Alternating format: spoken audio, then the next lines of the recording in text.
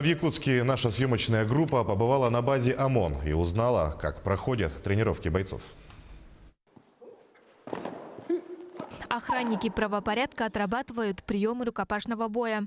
Самое главное – быть в постоянной готовности, говорят бойцы.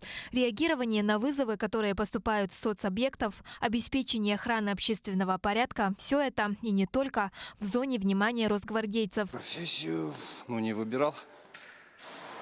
Это, как сказать, жизненно. Обстоятельства. Меня выбрали.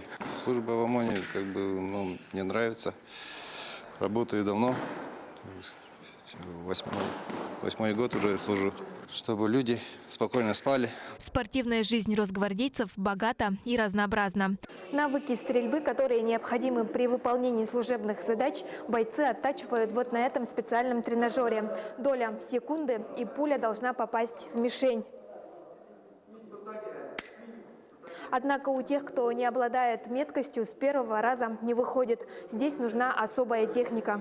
Более чем за четверть века спецподразделение ОМОН прошло славный боевой путь. От служебных боевых командировок до участия в 2 кампаниях на Северном Кавказе. У нас порядка 200 сотрудников награждены государственными наградами. В том числе, к сожалению, в 2000 году погиб наш командир Рыжиков Александр Александрович, который посмертно награжден званием Героя России.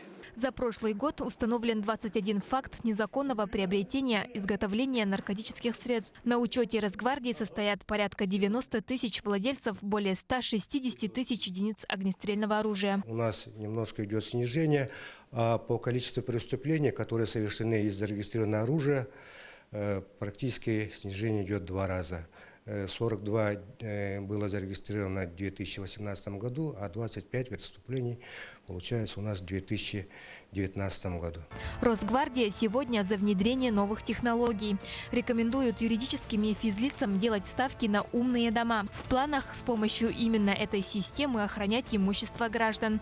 Саргалана Федорова, Семен Семенов, Якутск.